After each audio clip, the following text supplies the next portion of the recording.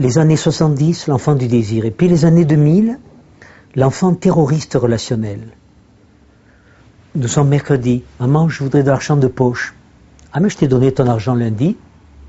Ah oui, mais j'ai tout dépensé. Avec les copains, on doit aller au cinéma. Tu veux pas me donner?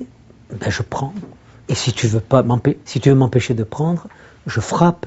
Aujourd'hui, par exemple, le phénomène des mères battues.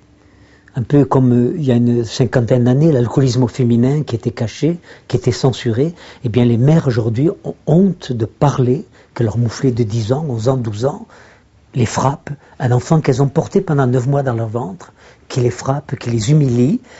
Et s'ils n'ont pas de réponse directement de la famille, eh bien, ils volent le sac de la vieille dame dans la rue, ou ils font du racket, ou ils vendent de la drogue, ils dealent, etc.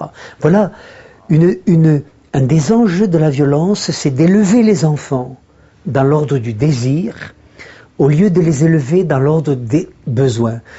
Si mes 5 enfants étaient là, ils vous répondraient tous en chœur cette phrase qu'ils ont entendue des milliers de fois. Je ne suis pas là pour répondre à tes désirs, je suis là pour répondre à tes besoins.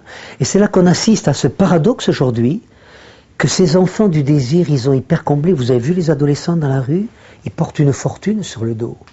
Les trainings de marque, les Nike, la casquette, etc. Moi, j'ai jamais pu habiller mes enfants comme cela. Ils ont une véritable... D'où ils sortent l'argent? D'où ils sortent cet argent? Il y a une économie parallèle dans les lycées, dans les quartiers, etc. Dans certains milieux, même dans les écoles confessionnelles.